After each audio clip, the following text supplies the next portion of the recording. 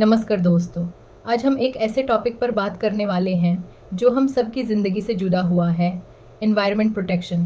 क्या आपको पता है कि इंडिया के पास एक स्ट्रॉन्ग लीगल सिस्टम है जो एनवायरनमेंट को प्रोटेक्ट करता है। इस वीडियो में हम समझेंगे कॉन्स्टिट्यूशन में क्या क्या प्रोविजंस हैं, सीआरपीसी और आईपीसी का क्या रोल है एनवायरनमेंट के प्रोटेक्शन में, डेवलपमेंट और एनवायरनमेंट के बीच का बैलेंस, और फाइनली हम देखेंगे कि आज के समय के मेजर एनवायरनमेंटल प्रॉब्लम्स क्या हैं। चलिए शुरू करते हैं। Constitutional provisions concerning environment. India का कॉन्स्टिट्यूशन एनवायरनमेंट के प्रोटेक्शन को बहुत इंपॉर्टेंट मानता है। पहले तो एक्सप्लिसिटली एनवायरनमेंट का मेंशन नहीं था, लेकिन 42nd अमेंडमेंट 1970 के बाद काफ़ी कुछ ऐड हुआ। आर्टिकल 21 राइट टू लाइफ ये कहता है कि हर इंसान को राइट टू लाइफ है, और कोर्ट्स ने इसको इंटरप्रेट किया कि इसका मतलब right to a clean and healthy environment भी होता है। Example, MC Mehta versus union of India इस केस ने एयर और वाटर पोल्यूशन के खिलाफ एक्शन लेने का फाउंडेशन दिया। Article 48A directive principles of state policy. State का ड्यूटी है कि वो एनवायरनमेंट, फॉरेस्ट्स और वाइल्ड लाइफ को प्रोटेक्ट करें। Article 51AG fundamental duties. Citizen का भी ड्यूटी है कि वो एनवायरनमेंट का ध्यान रखे। रिवर्स, ट्रीज़, एनिमल्स सब इंक्लूडेड हैं। इन तीनों आर्टिकल्स से एक स्ट्रॉन्ग बेस मिलता है इंडिया के एनवायरनमेंटल लॉज को। कोर्ट्स ने भी इन्हें कई बार रिफ़र किया है इम्पॉर्टेंट डिसीजंस में। Provisions under CRPC code of criminal procedure. आप सोच रहे होंगे CRPC का क्या रोल है एनवायरनमेंट में, पर CRPC के पास प्रिवेंटिव पावर्स हैं जो एनवायरमेंटल हैज़र्ड्स को रोक सकते हैं।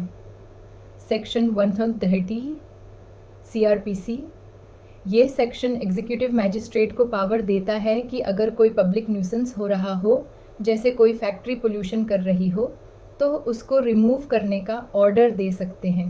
सेक्शन 144 CRPC अगर किसी एक्टिविटी से पब्लिक हेल्थ डेंजर में हो, जैसे इलीगल डंपिंग या टॉक्सिक केमिकल स्पिल, तो मैजिस्ट्रेट ऑर्डर से उस एक्टिविटी को बंद कर सकते हैं।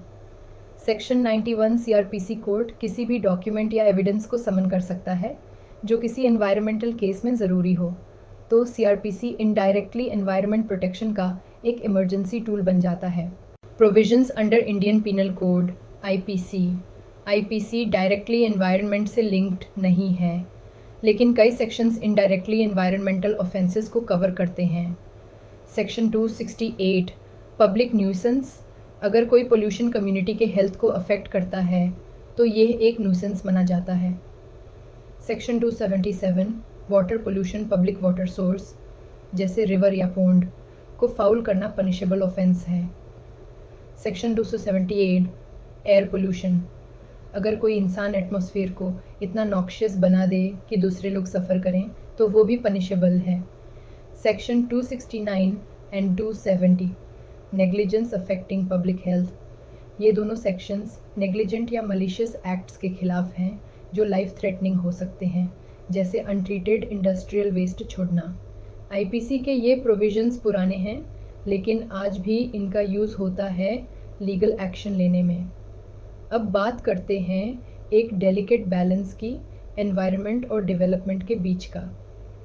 इंडिया जैसे डेवलपिंग कंट्री में डेवलपमेंट ज़रूरी है, जॉब्स, इंडस्ट्रीज़, इंफ्रास्ट्रक्चर सब चाहिए, लेकिन अगर डेवलपमेंट नेचर को डिस्ट्रॉय कर रहा हो तो वो सस्टेनेबल नहीं होता। कॉन्सेप्ट ऑफ सस्टेनेबल डेवलपमेंट का मतलब है ऐसा विकास जो करंट जनरेशन के नीड्स को पूरा करे बिना फ्यूचर जनरेशन्स के राइट्स को कॉम्प्रोमाइज़ किए।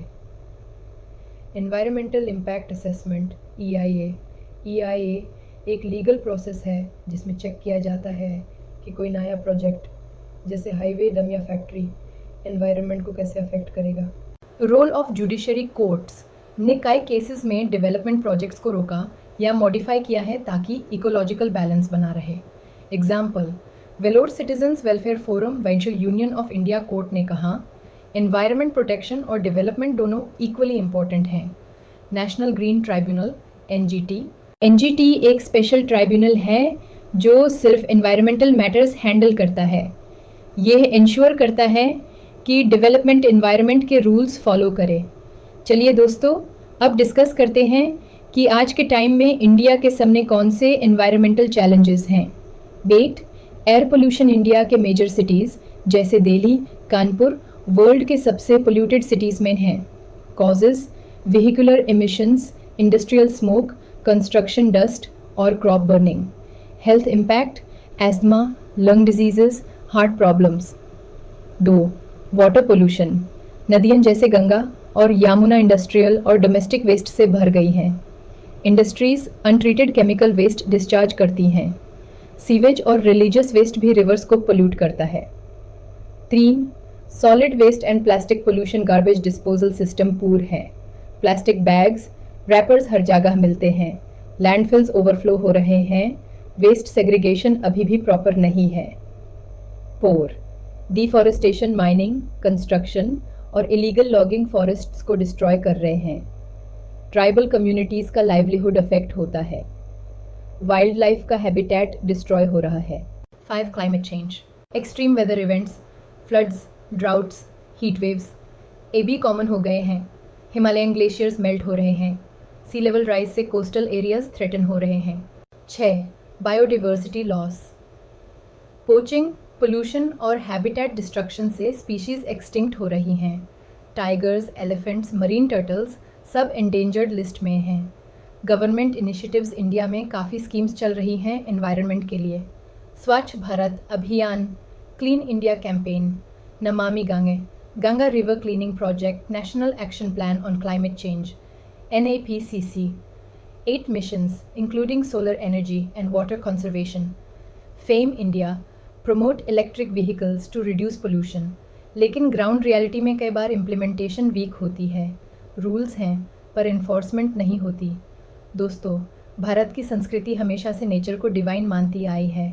वेदास में ट्रीज़, रिवर्स, सन और विंड को देवता माना गया है। वसुधैव कुटुंबकम, पूरी धरती को एक फैमिली माना गया। बिश्नोई कम्युनिटी ने 300 लोगों की जान देकर ट्रीज़ को बचाया। एंशंट इंडिया का फिलॉसफी कहता है नेचर के साथ बैलेंस में जीना ही रियल प्रोग्रेस है। ओ दोस्तों, इस वीडियो से हमें ये समझ में आया इंडियन कॉन्स्टिट्यूशन, IPC, CRPC और जुडिशरी सब एनवायरनमेंट को प्रोटेक्ट करते हैं। डेवलपमेंट इम्पॉर्टेंट है लेकिन सस्टेनेबल होना चाहिए। इंडिया के सामने एयर, वाटर, वेस्ट, डिफॉरेस्टेशन जैसे रियल प्रॉब्लम्स हैं। गवर्नमेंट और सिटीजन्स दोनों को मिलकर काम करना होगा। एनवायरनमेंट को प्रोटेक्ट करना सिर्फ लॉ का काम नहीं है, ये हम सबकी रिस्पॉन्सिबिलिटी है। अगर आज हम नेचर का ख्याल नहीं रखेंगे तो कल हमारे पास कुछ भी नहीं बचेगा। आप क्या सोच रहे हो इस टॉपिक पर कमेंट करके ज़रूर बताएं। और अगर वीडियो पसंद आए तो लाइक करें, शेयर करें और सब्सक्राइब करना ना भूलें।